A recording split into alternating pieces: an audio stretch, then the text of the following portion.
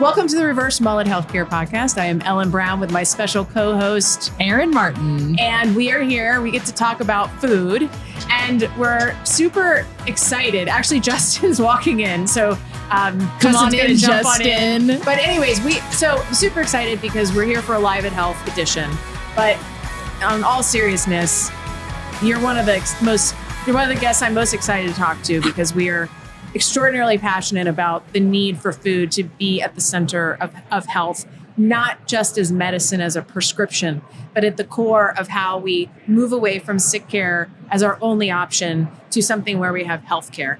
And so when we had the opportunity to talk to you, I was super excited. So Jim, without further ado.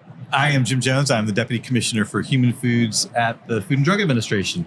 And I just to riff on your first comment about food being part of healthcare, we just about a year ago when we announced this Human Foods program, we announced that our vision was that food should be a vehicle for wellness. So I think we're very aligned on exactly. that. Absolutely. Exactly. Quality. Yeah. I have a rather loud voice on LinkedIn about the need to, and I mean, in all seriousness, I was in Boston last week at Katie Stebbins at the Tufts Food and Nutrition Institute of Innovation, the council meeting, and my two partners, Dave and Justin, were in Tulsa with Erin, and at her Think Regeneration event. Yeah, so advancing food as medicine. Yeah, so we take it very seriously that if we're going to be part of a value-based care, outcomes-based transformation in this industry, then we really have to put food at the center of that. So tell us kind of what you're working on, and then we'll ask you our one question about change. Sure. So we have a number of really exciting activities right now in what we refer to as the nutrition space. Yep. I'm giving you your mic. Sorry, I'm doing this real time. Appreciate it. I'm going to start sort of with one that's about to hit a milestone. We're about to finalize a rule that will describe the parameters for when a food can say that it's healthy. Okay. Awesome. So all fresh fruits and vegetables are eligible to be healthy, but in the packaged food arena, we're going to be defining what has to be in a product to be healthy and limits for how much of certain things we don't want too much of. It's fantastic. Like sodium, saturated fat, added sugars. So once we've defined what can say it's healthy, we're then going to follow that with the development of a logo, so that you can get consumers can start to see on packaging some consistency around. It's be able to recognize. Yeah, exactly. It won't just be based on what the manufacturer wants to say in the label. They'll be able to put a logo on it, so you'll be able to identify products across product categories, within product categories of what's healthy. So that's one thing we've got going on that we're really excited about. We've had a number of conversations here just today with retailers who are very interested in helping us create more consumer demand around that. So that's very exciting. Another activity we have going on is that we have just announced in September is proposed. So we're taking comment from all stakeholders right now. What we refer to as phase 2 of our sodium reduction goals. These are voluntary goals. They relate to all packaged foods, 163 different categories of food, both packaged and restaurant. And it's phase 2 because phase 1 just ended last April. And that was a 2.5-year goal to achieve a 13% reduction in average sodium consumption by Americans. Americans consume way too much sodium in their diet. And at the end of phase 1, we're about a year away from having a full picture of how well we did. But we have because there's about a data lag of a year. The early data that we have indicates about 40% of the categories are already meeting or are close to meeting the first reduction, which is why we decided we were in good position to do a second reduction. This phase 2, the second group of reductions, phase 2, would reduce, if successful, another 13% of the average consumption of sodium in the diet. So that's another exciting initiative we have underway. And then the last one, and I'll let you guys start the questions because we have a lot going on My here. blood pressure is already lower as we speak. Is around front of pack labeling. And that would be a proposed rule. A number of countries around the world have front of pack labeling. We have a schema we're planning to propose in the next several months. where you bring from the back of the label to the front of the label in a way that's very easily understood by the consumer around 3 nutrients, I say in air quotes, that we know Americans are consuming too much of: sodium, added sugar, and saturated fat. You put that in the front of the label with some descriptor related to it. So those are 3 things we have going on right now that I think have great opportunity to really move the needle in the nutrition space. And so you talked a lot about displaying and kind of reducing sodium and looking and being able to identify healthier products. How about, we've got a big differentiation. The Kellogg's issue is really hot right now about how in other countries, some of the ingredients, are safer in other countries in the same products, and they're not as safe in America. So what is being done at looking at that, and why is that? And how can we also warn people? We are saying this is healthy, but how are we going to assess if something is maybe more dangerous for them? So chemical safety, which is another part of our program. So chemicals have to be authorized by the FDA for use in food. And so that has been ongoing for the last 60 years.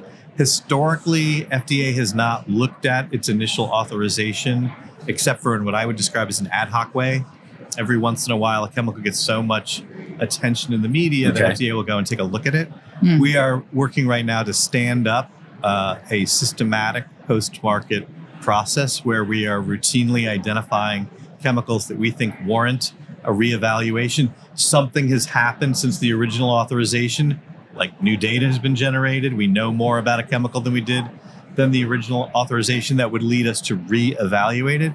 And so we are planning on putting in place. We've got the early work underway to have a systematic post-market. It just becomes part of our program that we're routinely going back and looking at previously authorized chemicals. Do you see a universe where there's fewer chemicals in the future, like as part of that process, or like is it just evaluation and it's not necessarily here? We're trying to reduce the number of overall chemicals. So our objective is that chemicals that are authorized for use in food be safe. So I've done this in 2 other pre and post market chemical review and inevitably they will ultimately, based on an assessment, be determined not to be safe and they will be removed from the market. Yep. But I don't prejudge any of them until we've actually done it. The objective is that anything that's authorized is safe.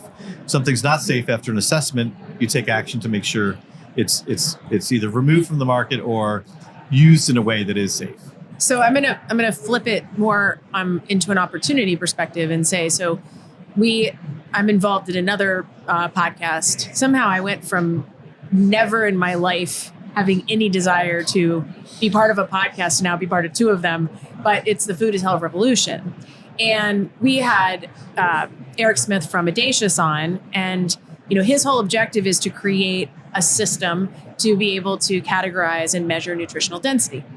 So it goes beyond just the ingredients in there, but the nutritional density that's involved in those ingredients, which I think is an interesting, right? So do you see opportunities, not specifically with Audacious, but just when you talk about packaging and labeling and really engaging consumers to give them information? Like, do you see a vision where maybe someday, I understand policy has to be enacted, but where people can really be empowered to understand their food better when it's shelf stable, when it's, So our healthy definition captures that concept of density of foods we want people to be consuming. Right. That my view is that we got 330 million Americans that we really want to improve their nutrition, and I want to do it for everybody. I want to be able to give everybody the information that absolutely. And to me that means we've got to work really hard at presenting information that is accessible to everyone.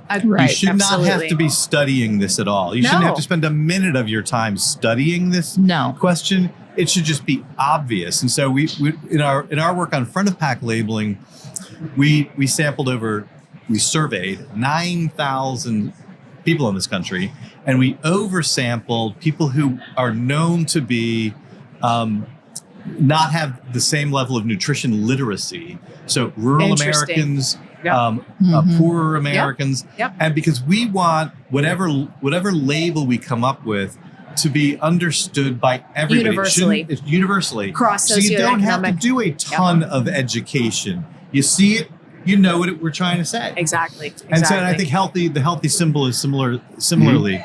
Everybody should understand what we're trying to communicate. Yep. And that's fundamentally what we're trying to do. So I know we only have like 3 more minutes, and I'm being respectful. I'm looking at your press secretary saying, I want to be respectful because he said you are on a Jones very, misses his flight. you're on a very, and I am very grateful that you were able to squeeze this in. So I will be very respectful of that, but I'll just ask you, you know, I think it's amazing that you're here at health, because health is like tech, and, you know, it's a kind of the opposite of health, of really what healthcare should be. This is like the sick care conference, you know, in terms of all the tools. What do you think? First of all, I love that you're here. So to me, it makes a statement. But secondly, if I ask you, you know, what do you think could affect real change in healthcare? All caps. All caps, real. What's the trick? What I'm excited about. So, and I was on a panel this morning about it, and it relates to tech and nutrition. We're working with Instacart to help them be able to help their customers quickly understand what foods that they are buying through Instacart that are good for them. And I think that there are the technology is available right now, and it's generally going to be in the private sector. FDA is not going to invent these Absolutely. products. Of working with companies who have this is part of their mission to see how our knowledge at the FDA, we have a lot of knowledge around nutrition, chemical safety, how that can then be translated in these technologies to help consumers buy and get healthier food. And I think that can play a huge role in how people get healthier. Yeah, I agree. Absolutely. You guys have any last comments? Apologize for my tardiness. But you jumped in smooth as like just smooth as right through the silk. door. You came right in, and it was all good. But And maybe just like one last final question is, you know, what do you think maybe we could learn from other countries, you know, that maybe have, you know, different quality standards? What do you think we could learn from them that we could incorporate them here in the U.S.? Because there's certainly people with better health in other countries. And so I'd love to see some of that incorporated. Oh, you mean the Commonwealth study that I've heard cited like 25 times because of our position at the bottom right quadrant compared to the other countries with health outcomes? Yeah, and I certainly, like, from a longevity standpoint, my background's in long-term care. I'm a gerontologist, and food's got this huge ripple effect on health span, longevity. Yep. And I know in other countries, people are aging better because I've been there and I've seen it.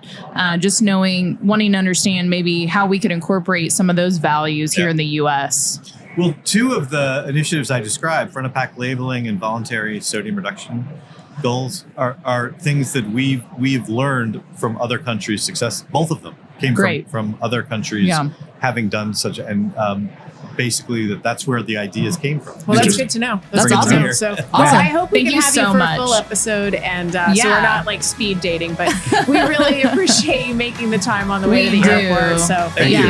Thank you. Thanks for the work that you do. All right. Thanks, Jim.